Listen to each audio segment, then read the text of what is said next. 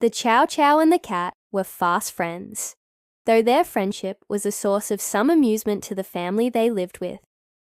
They often wondered how such an unlikely pair had become such close companions. It began, as many things do, with food. The cat, a sleek black Bombay, had moved into the house first, followed shortly by the large fluffy Chow Chow. At first, the two barely acknowledged each other's presence. The cat, regal and independent, saw the big dog as a clumsy oaf, while the dog, gentle giant that he was, viewed the cat as nothing more than a furry little monster. One day, however, the cat discovered something that changed everything. While scavenging for treats in the kitchen, she found a bag of high-quality dry kibble, the same kind the dog was fed. From that moment on, the cat became a regular at mealtimes, much to the dog's chagrin. He would watch as she daintily picked out the fattest pieces of kibble, ignoring the rest. Sometimes she would even go as far as to eat from his bowl, right in front of him. This blatant disrespect rankled the dog, and he let her know it with a sharp bark and a warning growl. But the cat was never deterred. She would simply flick her tail in response and continue eating. One evening, the cat found a bag of training treats and carried it to the living room, where the dog was relaxing. She dropped the bag at his paws and looked up at him expectantly. The dog was confused. He had never seen the cat so bold, and when she meowed insistently, he did the only thing he could think of. He picked up the treat bag with his teeth and brought it to his bowl. As the cat watched intently, he proceeded to eat every single treat. The cat was astounded. She had never seen anything like it. Could this big lug actually be smarter than she is? No, she thought. That's impossible. But maybe, just maybe, he's onto something. From that day on, the cat began to observe the dog more closely. She noticed that not only did he get delicious food, but he also got lots of attention and praise from the humans. She wanted what he had, so she decided to do something about it. The next time the dog went to lie down, the cat jumped up on his back and rode him all around the house. The dog was initially surprised, then annoyed, but eventually he got the message. If he wanted those treats, he would have to share, and so it went. The cat rode the dog like a horse whenever she wanted something, and the dog obliged without complaint. They formed an unusual partnership, one that baffled the family, who sometimes caught them sharing a chew toy or a nap. But all that changed one night when the cat and the dog went hunting. It was 3:37 a.m. when a moth flew through an open window and landed on the kitchen counter. The cat, who had been dozing on the nearby rug, awoke with a start.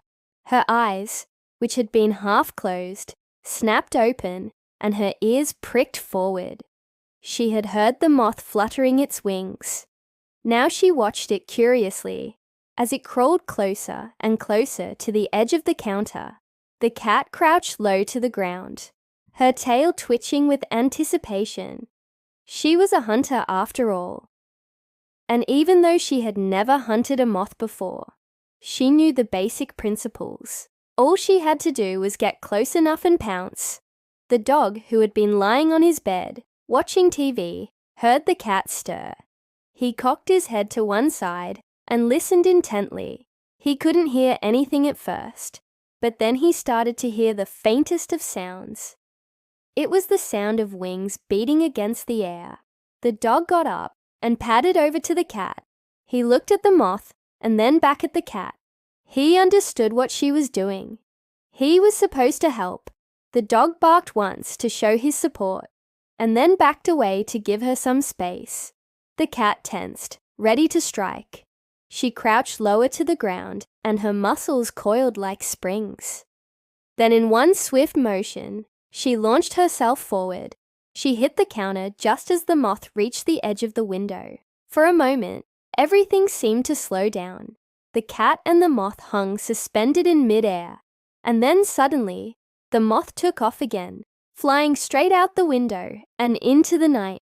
The cat landed on the counter, her paws outstretched as she tried to regain her balance. She stared at the spot where the moth had disappeared and let out a frustrated meow. The dog barked sympathetically. He had wanted to help, but there was nothing he could do. The cat shook her head to clear away the cobwebs, and then looked at the dog. She was disappointed, but not defeated. She would get that moth yet, and so the hunt continued. The cat stalked through the house, keeping an eye out for her prey. Meanwhile, the dog kept watch by the window, barking at any suspicious-looking insects that flew past. They hunted for hours, but the moth was nowhere to be found. Just as the first rays of sunlight started to peek through the curtains, the cat heard a familiar sound. She turned and saw the moth fluttering around the room. It had come back. The cat pounced, but the moth was too quick for her.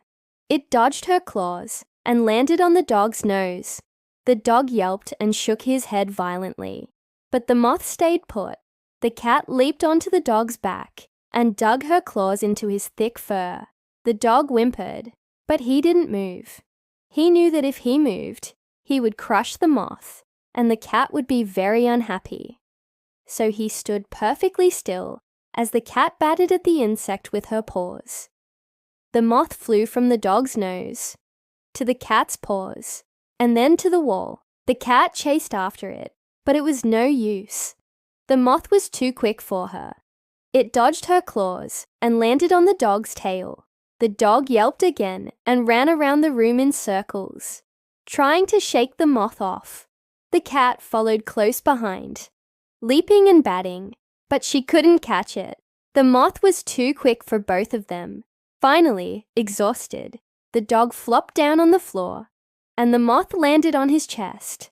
The cat jumped up and down on the dog, trying to get to the moth, but she couldn't reach it. The moth was safe on top of the dog. The cat looked around frantically, trying to figure out what to do.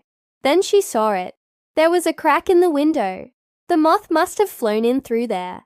The cat raced to the window and squeezed through the crack. She could feel the cool night air on her fur, and she smelled the sweet nectar of the flowers growing outside. She looked back at the dog and saw him staring at her with admiration in his eyes. She had done it. She had caught the moth. The cat purred with satisfaction as she felt the dog nudge her with his wet nose. She had made a good friend that night, and together they had accomplished something great. They had hunted as one.